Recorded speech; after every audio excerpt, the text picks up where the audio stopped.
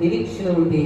నిరీక్షణ లేని ఇతరుల వల్లే మీరు దుఃఖపడకుండా నిమిత్తము నిద్రించిన వారిని గురించి మీకు తెలియకుండా మాకు ఇష్టం లేదు. ఈ సత్యాన్ని తెలుసుకోండి. ఈ విశ్వాసం కలిగి ఉండండి. మంచి రోజులు రానే వస్తాయి, ముందుకంటే రానే వస్తుంది. ఇప్పుడు పగలు ఉందంటే రాత్రి రాకుండా అవ్వదు, రాత్రి కూడా వస్తుంది. ఇప్పుడు ఎండ బాగా కాస్తుందంటే వర్షం పడకుండా ఉండదు, కొంతకాలం కొంత వర్షం వస్తుంది. ప్రజలా నువ్వు వేసిన విత్తనము ఊరికే పోదు. నువ్వు విత్తనం వేసావంటే పంట కోస్తావు. ఈరోజు చీకటిలో ఉంటున్నావంటే వెలుగు చూస్తావు. అలసిపోతున్నావంటే ఒకరోజు సుఖపడతావు. ఈరోజు నువ్వు ఒకవేళ అగ్నిలో పరీక్షించబడుతున్నావంటే సువర్ణం కూడా మారుతావు. అది దేవుడి వల్ల మాత్రమే సాధ్యమవుతుంది. ఇటువంటి నిరీక్షణ, ప్రభులో అనుకున్న నిరీక్షణను మనం విడిచిపెట్టక విశ్వాసంతో మన ప్రాణం పోయేంత వరకు ఏం చేయాలండి? దేవుని ప్రేమిస్తూ దేవునితో నడుస్తూ ఉంటే ఒకరోజు ఆ అందమైన బంగారు పట్టణమైన ఆ పరలోక రాజ్యంలోకి, ఆ లోకంలోనికి మన ప్రభుతో కలిసి, ప్రభు మనతోనూ మన ప్రభుతో కలిసి యుగాలు జీవిస్తూ మహా ఆనందములో, ఏర్పు లేని లోకంలో, దుఃఖము లేని లోకంలో, బాధలని చింతన లేని లోకంలో యుగాలను ప్రభుతో గలుపుతాం. ప్రజలా సదాకాలము ప్రభుతోనే ఉంటాం. ఇచ్చిన వాక్యం దేవుడు మన వెలుగులో దీవించును కాక. ఆమె కళ్ళు మూసుకుని మీకు వచ్చిన ప్రార్థన చేస్తాను.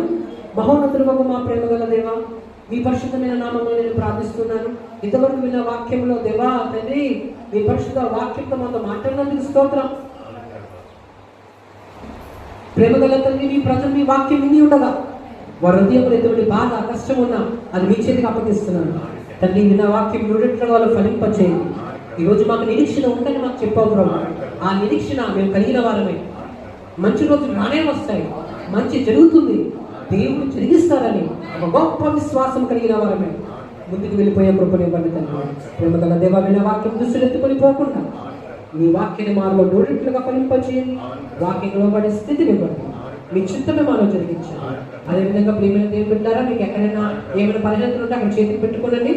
ఒక చేతిని అక్కడ పెట్టుకుంటే మరొక చేతిని దేవుని వైపుకి ఎత్తండి. మీకోసం ప్రార్థన చేస్తాను. మహోన్నతుడు మా దేవ, మీ ప్రజల దేవాతని విశ్వాసంతో చేయిపెట్టి ఉండగా వారి దేహంలో ఎటువంటి బలహీనత ఉన్నా అది తల మొదలుకుని నడి పాదాల వరకు, దాని పేరు ఏదైనా, అది ఎటువంటి బలహీనత అయినా వాళ్ళు దుఃఖపరుస్తూ ఏతన పరుస్తూ ఉంటే దాన్ని ఇప్పుడే మీ గాయపడ హస్తాలను స్వస్థపరచమని ప్రార్థిస్తున్నాను తండ్రి. వారి కష్టాలను దీవించండి, వారి పరిస్థితులను తొలగించండి, కష్టకరమైన ప్రతి పరిస్థితులను తొలగించండి. వాళ్ళ జీవితంలో ఏ విషయం మీద బాధపడుతున్నారు, ఇది జరిగితే బాగుండు, ఇది అవుతే బాగుందని అనుకుంటున్నారు దేవా, మీ కృప చేత వారి దేవాంఛనం తీర్చండి. వారిని వారి కుటుంబాలను అంతలో రక్షించండి. రక్షణలో కొనసాగే కృప వాళ్ళకి ఇవ్వండి. వారి అక్కలని తీర్చండి. వారి దేహంలో ఉన్న ప్రతి బలతను విడిచిపోమని